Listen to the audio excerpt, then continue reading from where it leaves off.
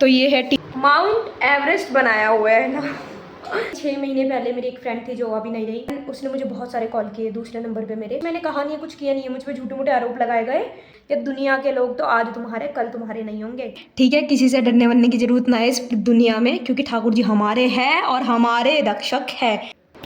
हरे कृष्णा, स्वागत है आपका एक नए ब्लॉग में। कैमरा साफ करना पड़ेगा, 1 मिनट। मेरी शक्ल कैसी आ रही है? ठीक ठाक आ रही है ना?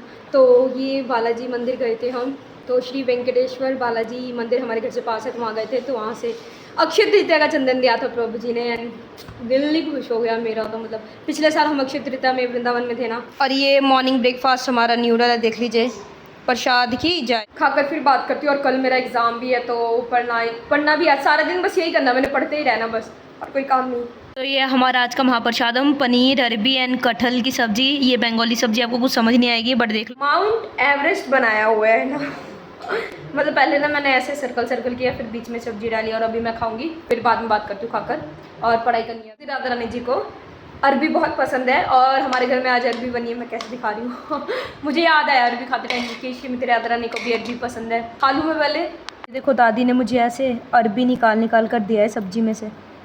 मैं दिल कर आपको एक रियल घटना सुनाऊं, स्टोरी। मेरे पे छोटे मोटे एलिगेशंस लगाए गए थे कि मैंने किसी को ऐसा कुछ गलत बोला है या फिर उसको धमकी दी है, जो कि मेरी एक फ्रेंड थी उसने लगाए थे। तो हुआ ऐसा कि 6 महीने पहले मेरी एक फ्रेंड थी जो अभी नहीं रही, मेरी फ्रेंड नहीं रही, हम अलग हो गए थे हम, क्योंकि उसने मुझे चीट किया था एंड झूठ बोला था मेरे साथ। तो देन हम अलग हो गए, ठीक है। अब जो मेरी फ्रेंड थी उसका जो बेस्ट फ्रेंड था नहीं है, तो उसके बेस्ट फ्रेंड को मेरे से बहुत दिक्कत थी कि तू निमाई से बात करती है, निमाई की यादें अभी भी तुझे आती है। उसके बेस्ट फ्रेंड को मुझसे बहुत ज़्यादा दिक्कत थी, तो उसके बेस्ट फ्रेंड ने ऐसा कहा एक फ्रेंड को कि यार निमाई ने मुझे ऐसे धमकी दी है, बैड वर्ड्स बोले है, धमकी दी है। देन उसने मुझे उसने मुझे बहुत सारे कॉल किए दूसरे नंबर पे मेरे पुराने फ़ोन में, और उसने मुझे धमकी दी कि इतनी हिम्मत है तूने मेरी बेस्ट फ्रेंड को ऐसे धमकी वमकी दी। मैंने कहा दी, मतलब मैंने कुछ किया नहीं है, और कुछ मैंने कहा नहीं है, कुछ किया नहीं है, मुझ पर झूठे मूठे आरोप लगाए गए। उसके पश्चात हुआ ऐसा कि मैं थोड़ा सा हो गया, मेरा दिमाग थोड़ा हिल गया कि यार मैंने तो कुछ किया ही नहीं है, मैंने कुछ बोला ही नहीं है, ऐसे झूठे मूठे मेरे पे आरोप लगाए जा रहे हैं। देन उसके पश्चात मेरे दिमाग में ना अमोघ लीला प्रभु जी की बात थी कि जब हम समयंतक मणि की कथा पढ़ते हैं ना, तो हमारे ऊपर से झूठे मूठे सारे आरोप हट जाते हैं। उसका श्रुति फल यही है, अगर पढ़ोगे आप और अगर सुनोगे समयंतक मणि की कथा, श्री कृष्ण बुक में, श्री कृष्ण लीला बुक है, मैं फोटो लगा दूंगी साइड में। तो अगर आप वो पढ़ोगे ना, तो आपके ऊपर से सारे झूठे मूठे एलिगेशंस हट जाएंगे। एंड उसके बाद मैंने भी यही किया, मैंने समयंतक मणि की कथा पढ़ी पूरी, 1.5 घंटा लगा, और इतनी सुंदर अद्भुत, क्या बताऊँ मैं। एंड उसके पश्चात मैंने समयंतक मणि की कथा 2 बार सुनी। देन मेरे ऊपर से आज लड़ाई झगड़ा होना था, वो मेरे घर आती जो मेरी फ्रेंड थी, एंड बहुत लड़ाई झगड़ा होना था, पुलिस केस तक ये बात चल जानी थी। और मैं सही थी, मैं क्यों डरूँ, मैं क्यों घबराऊँ जब मैं सही हूँ। तो मैं सही थी, तो मुझे तो कोई डर वर नहीं, लेकिन वो आ जाती लड़ाई करने, और वो आज अभी तक नहीं आई लड़ाई करने। उसने मुझे फ़ोन में मैसेज किया था 2-3 दिन पहले कि मैं आऊँगी तेरे घर, अगर हिम्मत है ना तो तू घर पे रही, एंड जो भी ब्ला ब्ला ब्ला उसने बोला। तो बात ये है कि मैं सही थी, मैंने किसी को कुछ नहीं बोला, मैंने किसी को कुछ नहीं कहा, लेकिन यार मुझ पर झूठे मोटे एलिगेशन लगाए गए थे, जो कि श्री कृष्ण की कृपा से, भगवद गीता की कृपा से, श्रीमद् भागवतम एंड हरि कथा की कृपा से, गुरु गौरांग की कृपा से मेरे ऊपर से झूठे एलिगेशन सारे हट गए। तो ये है कथा सुनने की महिमा। मतलब कि यार आपको लगता है ना कि कथा सुनेंगे भक्त बन जाएंगे, अरे आपके मटीरियल लाइफ, आपके स्पिरिचुअल लाइफ, दोनों जीवन के लिए ही जो भगवद गीता श्रीमद् भागवतम है आपको बचाएगा। हर एक बुरी से बुरी चीज़ जो आपके जीवन में होगी ना, आपको श्रीमद् भगवद गीता और भागवतम आपको बचा लेगा। मैं लिख के दे सकती हूँ। और मैंने जो मेरी फ्रेंड थी उससे 6 महीने हुए ना मैंने उसको फ़ोन कॉल किया, ना मैंने उसको कोई मैसेज किया। एंड देन थोड़ा दिमाग लगाओ भैया, थोड़ा सोचो, मैं तुम्हें ही फ़ोन कॉल या मैसेज नहीं करी, तुम्हारा फ़ोन ही नहीं उठा रही, तो तुम्हारे बेस्ट फ्रेंड का नंबर मेरे पास कहाँ से आएगा।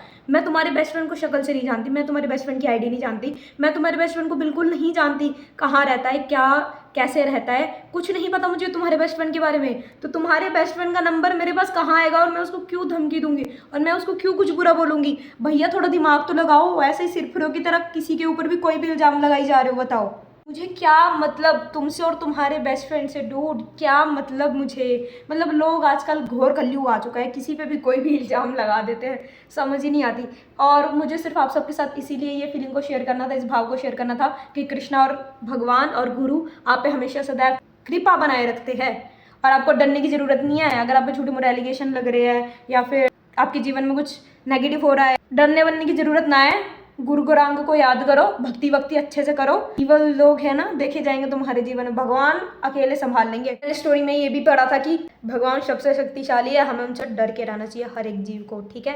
एंड उनसे प्रेम भी सबसे ज़्यादा करना चाहिए, हमें सिर्फ भगवान से ही प्रेम करना चाहिए। ये दुनिया के लोग तो आज तुम्हारे कल तुम्हारे नहीं होंगे। तो ये थोड़े से कपड़े पड़े, इनको सेट करके अलमारी में रखते हैं।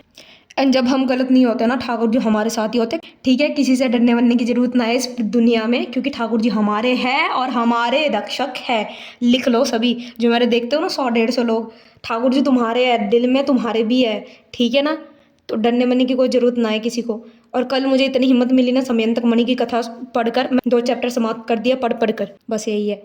स्माइल देख रहे हो मेरी कितनी सुंदर है, खुद की तारीफ चल रही हुई है। देखो अक्षय तृतीया चल रही है, सिर के ऊपर मेरा चंदन दिख रहा है आपको। हमारे नाथ श्री वेंकटेश्वर जी के वहाँ से मुझे ये अक्षय तृतीया का चंदन मिला, उनके श्री चरणों का। खैर जीवन में सब बढ़िया बढ़िया है, पता नहीं आदि भौतिक आदि दैविक आदि आध्यात्मिक दुख ये तो आते जाते रहेंगे। अच्छे से ये अभी सेट वेट करके फिर पढ़ाई करते हैं। वीडियो को लाइक कर दीजिए, नहीं तो बाद में आप भूल जाते यार।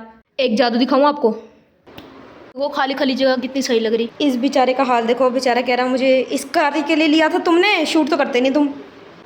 ये है मेरी जपमाला, ये संजना ने दी थी, अभी तक मैंने वापस नहीं करी, उसको वापस करनी पड़ेगी।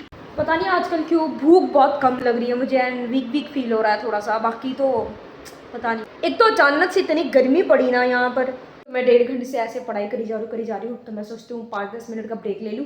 फिर मुझे याद आया कि यार मम्मी ने सुबह मुझे एक टी-शर्ट गिफ्ट करी थी, ये टी-शर्ट थी। और मेरे दिमाग में, ऑनेस्टली बताऊँ, मेरे दिमाग में ऐसा चल ही रहा था कि यार एक ब्लू कलर की टी-शर्ट लेनी चाहिए, क्योंकि मेरे पास ब्लू कलर की टी-शर्ट बिल्कुल भी नहीं है, मतलब है फुल स्लीव की है। अब मैं गर्मी में फुल स्लीव की टी-शर्ट थोड़ी डालूंगी, तो मतलब बढ़िया हो गया यार। कृष्ण सब इच्छाएं मेरी पूरी कर रहे हैं। मतलब मैं ऐसे कुछ मांगती नहीं हूँ कि मुझे ये दे दो, वो दे दो, वो दे दो। बस मैं इतना ही मानती हूँ मेरी चैंटिंग अच्छे से हो जाए और अच्छे से बस मैं पढ़ाई कर लूँ, बस, और कुछ भी नहीं मांगती। और चैंटिंग अच्छी होगी तो कृष्ण से प्रेम बढ़ेगा, और अच्छे से मैंने पढ़ाई की तब भी उसको कृष्ण की सेवा में लगाऊंगी। बेनिफिट है भक्त होने का। मतलब मैं तो भक्त नहीं हूँ, मैं बनने का प्रयास कर रही हूँ। तो ये टी-शर्ट, अभी एक काम करती हूँ मैं, सबसे पहले मैं नहाने जाती हूँ, फिर ये टी-शर्ट डाल के आपको दिखाऊंगी। और हो सके तो मैं एग्जाम में यही डालकर चली जाऊंगी, और क्या। बढ़िया, सब बढ़िया। कितना सुंदर सा ब्लू कलर है, कितना प्यारा ब्लू कलर है। शीशा साफ करते हैं इससे, देख रहे हो कितना क्लीन है, चमका दिया मैंने, एकदम चमका। तो ये है टी-शर्ट, आप देख सकते हैं बहुत ब्यूटीफुल सी लग रही है, ब्लू कलर की। क्या लग रही है टी-शर्ट, ये मम्मा की चॉइस है। चलो तिलक लगाते हैं अब, इस बेचारे का इस्तेमाल कर लेते हैं। मैंने तिलक को अपने इस वाले फिंगर में ले लिया है, आप देख सकते हैं ये, ठीक है। एंड हम मंत्रों के साथ तिलक लगाते हैं, कोई लकड़ी या स्टिक या ऐसे तिलक नहीं लगाया जाता। इसको ऐसे करेंगे और ऊपर की तरफ खींच देंगे और कहेंगे ओम केशवाय नमः। और देखिए एकदम सही लगाना तिलक। तो प्रभुपाद जी ऐसे ही तिलक लगाते थे मंत्रों के साथ, फिंगर के साथ। ये वाली फिंगर आप देख सकते हैं, कैमरे में दिख रहा है, हाँ, और ऐसे लगाते थे। और अब हम सुंदर से तुलसी बनाएंगे ऐसे, ओम केशवाय।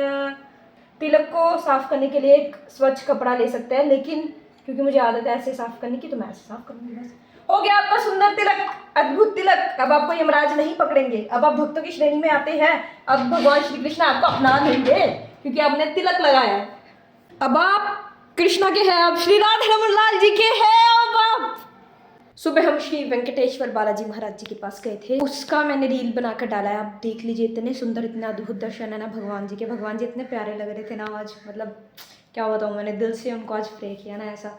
और चलो 1.5 घंटे से मैं पढ़ाई करी थी, बहुत परेशान हो गई थी, थोड़ा सा ब्रेक लिया, नहाई, और अभी फिर पढ़ाई करना है और चैंटिंग करना है, क्योंकि मेरा और कोई काम नहीं है अभी, पढ़ाई और चैंटिंग बस यही है। ये बिस्किट खाकर थोड़ी सी चैंटिंग करूँगी और उसके बाद स्टडी करती हूँ। सूर्य देव जी को देखिए भैया, अलग ही ऑरेंज सा शेड है। हाँ, व्लॉग थोड़ा सा लंबा हो गया एंड ज़्यादा स्टोरी टेलिंग होगी, बट वीडियो को लाइक कर दीजिए, एनिमाइजीव चैनल को सब्सक्राइब कर दीजिए। हरे कृष्णा, मैं जाकर चैंटिंग करती हूँ और स्टडी करती हूँ। ओके, हरि बोल।